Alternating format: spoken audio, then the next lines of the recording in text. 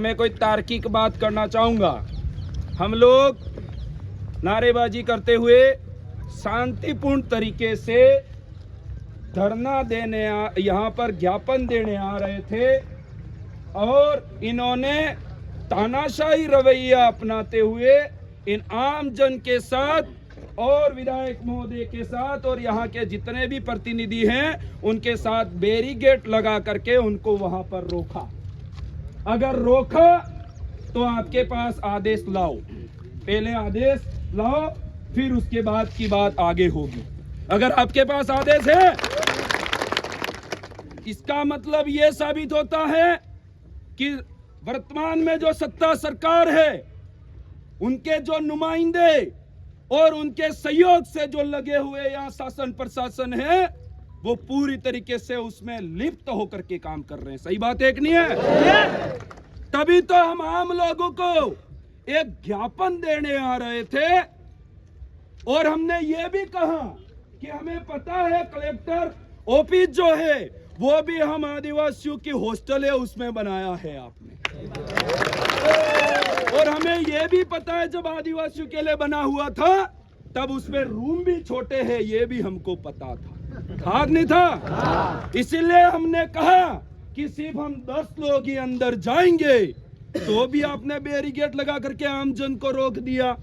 क्या कारण है भाई? किसके अंडर प्रेशर में रह करके काम करना चाहते हो? किस तरीके से इस तरीके से काम कर रहे हो आप?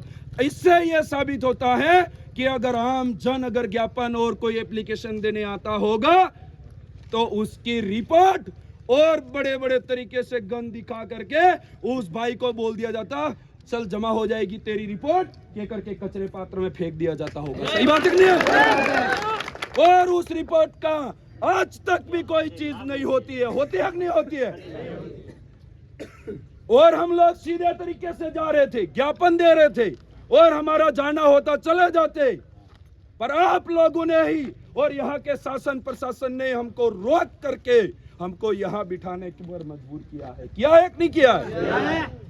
तो मैं तो यहाँ से कहना चाहता हूँ, पहले तो वह आदेश बताइए, जो आदेश आपने हमको रोकने का कहां से पारित करवाया, वो आदेश लाइए। दूसरी बात, एक भाई था दर्शनार्थी जो यहाँ ज्ञापन देने आ रहा था, सहयोगी था, उस भाई को गलत तरीके से पकड़ करके उसको मारा पीटा और उसके साथ गाली गलौज भी करी। कानून के हाथ लंबे होते हैं और कानून को हाथ में नहीं लेना चाहिए। हम लोगों ने तो कानून हाथ में लिया नहीं, कानून के रखवाले उन्होंने खुद कानून हाथ में ले लिया। तो हम क्या करें भाई? कार्रवाई होनी चाहिए कि नहीं होनी चाहिए? यार हद होती है यार। आप कहते हो हम जनता के रक्षक है और आप सिविल वर्दी में आकर के भक्षकगिरी निभा रहे हो। यार हम बात कर रहे थे ना, हम जिम्मेदार लोग थे, हम आपको कह रहे थे और आप हथपाई करने पे उतर आए। ये चीज तो बर्दाश्त नहीं होगी। इस धरने के अंदर ये चीज और जोड़ दी है आपने जबरदस्ती, इसका जवाब चाहिएगा। जा रहे थे अंदर, वार्तालाप कर रहे थे हम लोग, जिम्मेदार है, कोई विधायक कोई एरा गेरा आदमी नहीं है, और उस व्यक्ति के साथ में ऐसा हो सकता है तो ये लोग तो किसी के साथ भी कुछ भी कर सकते हैं भाइयों। और एक मीडिया में बात चल रही है, जो छोटे यूट्यूबर और जो मीडिया आई हुई है उनके माध्यम से कहना चाहता हूं कि 2 दिन पहले एक आधिकारिक पोस्ट होती है, उसको विधायक कहते हैं, उसके साथ और जिला अध्यक्ष और सरपंच के साथ हाथापाई होती है। उस समय तो मीडिया लिखती नहीं है, अगर स्वाभिमानी होती तो जी न्यूज राजस्थान छाप देता। छापता नहीं छापता? अगर छपने के बाद बिकता तो हम भी तेरे को स्वाभिमान समझते, पर अभी भी बात कर रहे थे, कह रहे थे कि आपका नाम, इन लोगों का नाम फर्जी तरीके से, और कल एक न्यूज चल रही थी उसके अंदर पता नहीं उस आदमी को किसने बम से मारने की धमकी दी तो उस चीज को छाप दिया। इससे यह साबित होता है कि कोई न्यूज है वो बीक करके वैसा पसे सफाई रेजिए। सफाई रेजिए नहीं सफाई रेजिए? ऐसे राजस्थान पत्रिका और दैनिक भास्कर को तो हमने मुंह तोड़ जवाब भी दिया है। दिया है कि नहीं किया है? ये लोग हमारा भला नहीं चाह सकते। जो लोग पैसों के दम पर न्यूज छापते हैं वो कतई हमारी आम जनता का भला नहीं चाहते होंगे। ये बात सही है कि नहीं है? हम लोगों को समझना पड़ेगा। आप लोगों ने अभी तक, आप अगर जी न्यूज वाले अगर सुन रहे होंगे और जो भी सुन रहा होगा तो ये बात लिखो कि लसाड़िया से डरना, यहां पर ज्ञापन देने जिला कलेक्टर सलूम्बर पर पहुंच रहे थे, उस समय एक सिविल वर्दी के प्रशासन अधिकारी ने और कांस्टेबल ने उस ज्ञापन देने वाले व्यक्ति के साथ मार पिटाई की और उसको गाली गलौज दी। अगर जी न्यूज में अगर मजबूती है, अगर वो ताकत है तो ये न्यूज छाप के दिखाई। ये बात मैं कहना चाहता हूं। यहाँ पर छापेंगे वो, पहले बिकना पड़ेगा फिर छपेंगे वो। सही बात है कि नहीं है? तो ये बात आपको समझनी पड़ेगी और ध्यान में रखना पड़ेगा। और मेरे को तो कुछ और ही बना दिया है इन्होंने। बनाइए, आप जो बनाना है बनाइए। मैं तो इस तरीके से कह रहा हूं, आप समझ क्यों नहीं रहे हैं? आप लोगों को, आप इतने बड़े कब हो गए जब आपको बम लाने की जरूरत पड़ रही है? भाई, बम लाने की क्या जरूरत पड़ रही है? दरियावाद के अंदर चुनाव हुए थे, उसके अंदर वोटों के माध्यम से ही आपको तो ठिकाने कर दिया था। आप बम लाने की बात कहां कर रहे हो भाई?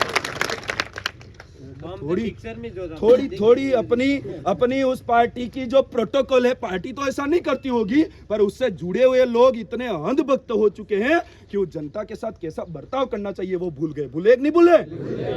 समय रहते सुधर जाए, संभल जाए तो ठीक है। हम तो ऐसे लोग नहीं है कि आपको बम ला करके कुछ ऐसा वो करेंगे, क्योंकि हमें ये एक समय सीमा बाद में ये समझ में आता है कि आप भले किसी पार्टी में जुड़े होंगे पर उसके बाद हमारे समाज के हो सकते हैं। ये बात समझ में आती है कि नहीं आती है? पर उसका तो एक तरीका है ना, आप लोगों को ठिकाने लगाने का एक तरीका है। एक हमारे प्रत्याशी अशोक भाई कह करके गए, आपसे भी बड़ा, बहुत बड़ा गुरु था आपका, गुरुद्वारे में बैठता था। उस आदमी को तो, गुरु को तो ठिकाने लगा दिया, आप तो छेले हो। एक नहीं है तो एक हमको जनता को एक वोट, लोकतंत्र, स्वतंत्र लोकतंत्र स्थापित करने के लिए एक हक दिया है। वो क्या है? वोट। उस वोट के तहत ही हम आपको जवाब दे सकते हैं। और समय रहते संभलना जरूरी है। अगर सोचो एक विधायक के साथ ऐसा हो सकता है, आम जनता के साथ क्या होता होगा? इसलिए मैं कहना चाहता हूं, एक व्यक्ति बहुत अनर्गल तरीके से बहक रहे हैं और बोल रहे हैं। आपको तो जब पार्टी पे कोई हमला कर, आम जनता आपको कुछ बोल रही है, पहली बात तो आपको रगड़ा और विसर्जन जैसे शब्दों का पता ही नहीं है।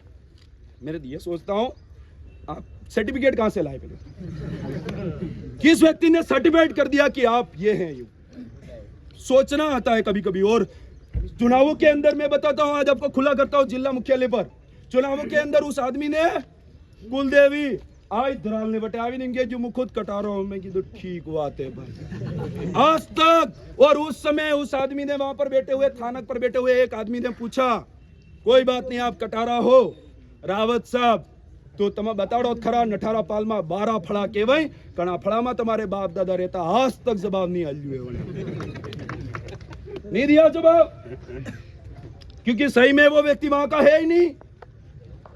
अगर होता तो बताते, एक जिम्मेदार व्यक्ति है, पर वो क्या था? सिर्फ चुनावी जुमला था। और किसको माइनस करने के चक्कर में? मैं पूर्व में चुनाव लड़ा था, मुझे माइनस करने के चक्कर में। उनको पता ही नहीं है, बूथ पे भी जमानत जब्त हो गई है, उनको समझ में नहीं आ रहा है। बहुत सारी चीजें कर रहे हैं राजकुमार भाई के साथ में, उनको बोल रहेगा आप एजेंट हो, वो एजेंट हो। हमको तो, हम तो आज ये बात साबित करके रहेंगे, ऐसे गुंडू के एजेंट आप हो कि नहीं हो? ऐसे गुंडू को आपने पनपा रखा है, ये गुंडे हैं, उन गुंडू को आपने संरक्षण दे रखा है, उनको आप संभाल रहे हो, उन जैसे लोगों को आप आगे बढ़ा रहे हो।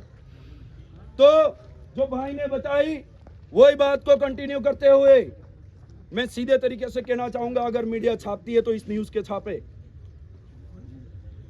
क्यों हो रहा है ये सब? अभी इसलिए कह रहा हूं, आप थोड़ा संभल करके बैठो। अभी कोई और कहेगा कि इसने यहां से ये लिख दिया, ऐसा काम हम नहीं करते हैं। और जबरदस्ती की न्यूज बना करके वो चीजें की जा रही है। अगर नहीं खबर हो तो एक बार राजस्थान पत्रिका और दैनिक भास्कर को ही पूछना, होलियां जलने लग गई थी तब वो बोले माफी चाहता हूं आप आम जन से, आप मेरे समाचार पत्र पढ़ने वाले लोगों से, कहा था उस व्यक्ति ने। क्योंकि हम लोग लोकतांत्रिक और संवैधानिक तरीके से सबको घेर सकते हैं कि नहीं घेर सकते? अरे यार हद होती है कोई चीज। बस बात सीधी सी इतनी है, आपने अगर वहां नहीं रोका होता हम ज्ञापन देने चले गए होते। सही बात है? और उसके बाद में हम जो बताते उस हिसाब से हमारा जो सिस्टम था वो कर लेते। पर सबसे पहले आपने बिठाने का, अब आप कहोगे कि यहाँ पर क्यों बैठे हो, तो हम आपका ही नाम लेंगे, सर आपने ही बैरिकेड लगा करके बिठाया। सही बात है? अगर आप भाई रोकते नहीं तो हम बैठते नहीं। टाइम खराब हो रहा है। तो ये चीजें हमको समझनी पड़ेगी, और जब तक इन चीजों का नाम वो चीजें नहीं उजागर करे तब तक हम आगे कोई प्रतिक्रिया नहीं देंगे। ये बात मैं आपसे कहना चाहता हूँ। आप सभी भाइयों को धन्यवाद, आभार, जोहार सभी से।